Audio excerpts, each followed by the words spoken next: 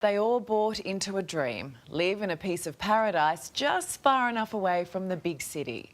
Now it's being rocked by plans for a monster recycling plant and everything that comes with it. So this community is fighting back the best way they can.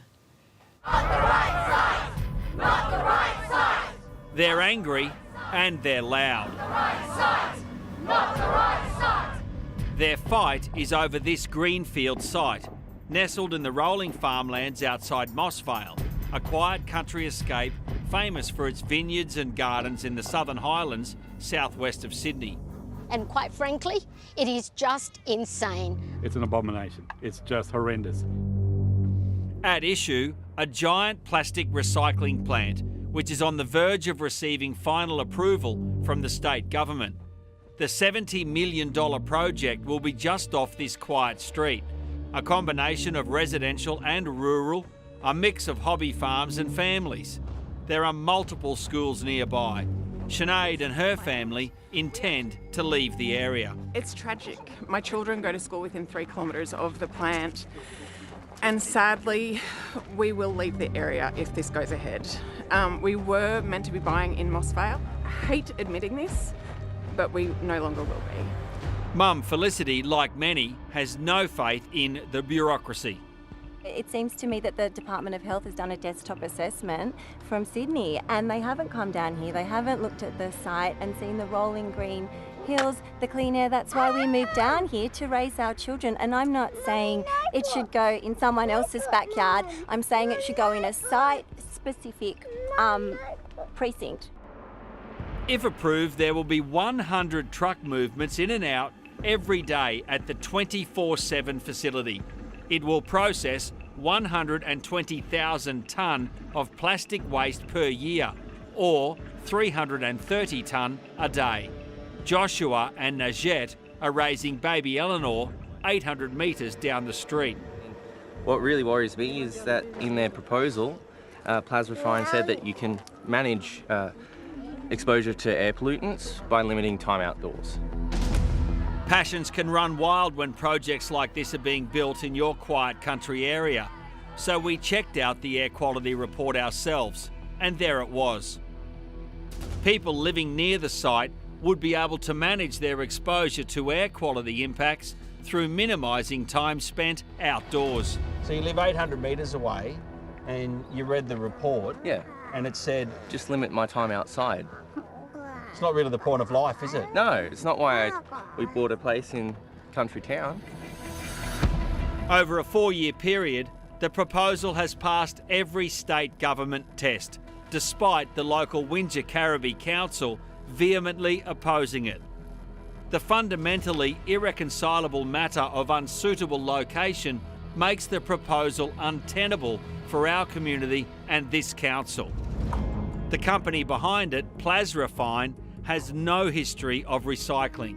In fact, it has no history at all.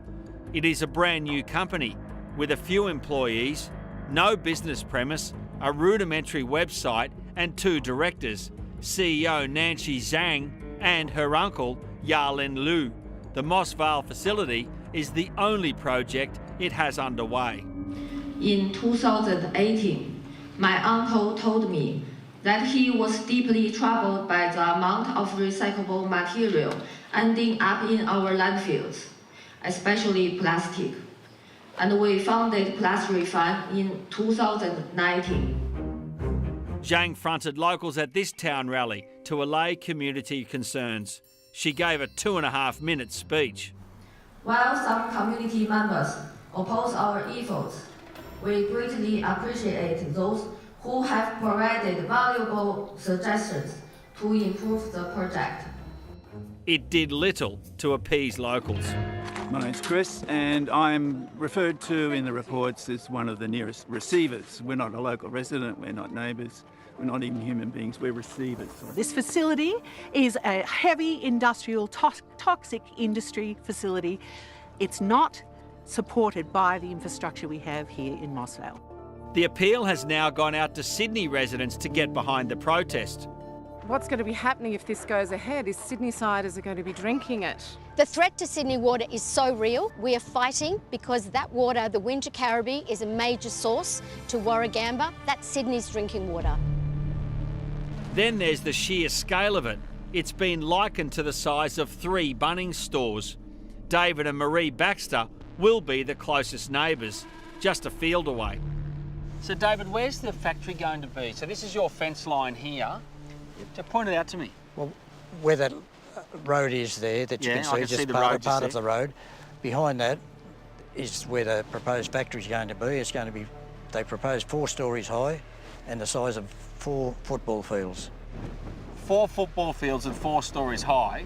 If you look at the new stadium in Sydney, Allianz, the new football stadium, that's bigger than that.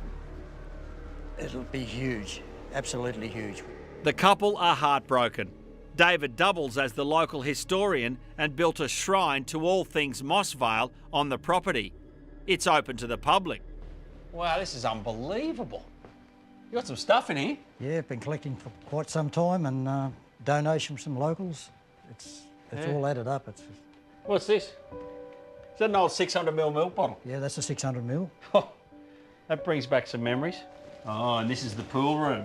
The good stuff. This is the good stuff. Yeah. Marie has never lived anywhere else in her life. And how do you feel about it, Marie? Very angry. My parents built the house 2 houses behind me here. The house you live in? And the house I live in. And you've been there all your life? All my life. All my life. So the last thing I want is a bloody building built in the paddock next door to me. I can understand that. And a plastics refinery. And a plastic refinery, that's right. They fear it might be too late to sway the state government, which seems hell-bent on approving the plant. But the locals will go down swinging. This is not the right site. This is a simple case of greenwashing by the state government, and we won't let it happen.